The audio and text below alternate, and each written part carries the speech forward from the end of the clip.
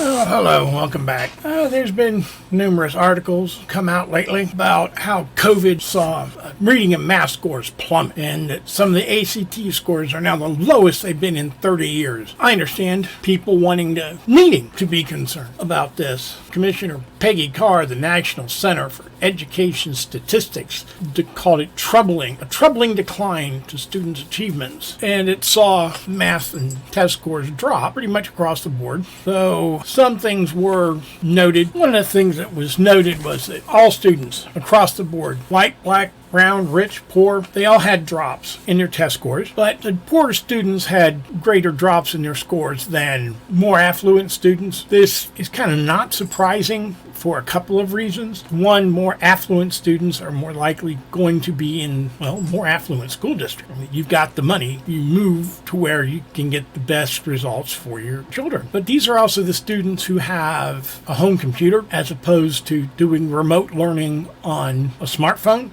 They have a quiet place where they can work and study being remote. And they're also the more affluent students are in the districts where teachers tend to be better paid, and I believe all teachers want their students to learn, but teachers in districts where the parents are more supportive are more likely to want to put in the extra hours as opposed to places where, the parents are too busy just trying to survive, keep a roof over their head and food on the table, where missing a day's work is the difference between choosing how much you spend on groceries and how much you spend on the utility bills. Living in an environment like that, kids are cognizant of how things are, because when money's tight, parents feel the need to explain to their children why they can't go to the store and buy new clothes, new shoes, why they're eating a lot of boxed macaroni and cheese instead of more well-rounded diet. Areas where kids rely on going to school early and getting breakfast and lunch there because their parents can only afford to put one meal a day on the table as well as pay the rent and keep all the utilities on. Less affluent students lost more during the pandemic than did students in more affluent suburbs where they can afford to pay their teachers more because parents are willing to pay the property taxes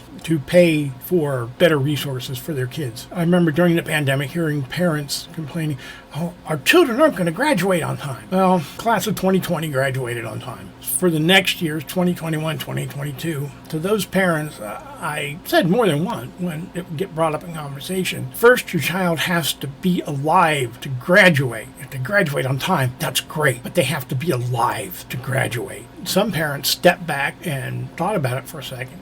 You're right. Others accused me of not caring. And to them, all I had to say was, not that I don't care, but what's more important, that your kid graduates on time or your kid is alive to graduate at all? Then again, those parents called me cruel, insensitive, and a whole host of other things. But I stand by the comment. There have been comments from the Department of Education that parents have to really knuckle down. We're all in this together. You all have to help. Yeah, well, that's great. And it's true. Parents do have to help. But a lot of those parents that you're calling on to help lost jobs because of the pandemic, and then were lucky to find jobs after everything opened back up. And the biggest help that those parents can give their children a lot of times is an internet connection, and maybe not a lot more, because they can squeeze that extra $19 or $20, $30 a month so that they can get online using a smartphone because they can't afford a computer. Some school districts have started handing out computers to be used during the school year, and that helps a lot. But for that kid to make any use of that at home, they still have to have an internet connection, and this country is not wired that way. If those parents can't afford that, then that computer, the kids can use it, and only is. A lot needs to be done our education system, and parents being concerned that their kids are going to be 19 when they graduate high school instead of 17 or 18, and just be glad your kid's alive, because there's a lot of parents whose kids got sick during COVID who would trade all that 4-point GPAs in the world just to have their kid back. We need to do better. There's no doubt about that. There's always room for improvement, but at least our kids are alive. And while the next few years are going to be a little rough for high school students because they did miss out on some backgrounding stuff that you learn in junior high, they're going to do all right in the end, because They're alive. They can learn. You can pick it up on the fly if you have to, but they'll do all right. I think we're worried far too much on test scores. I always have thought we've been concerned way too much with test scores. Our kids will get caught up. Not every student in the world is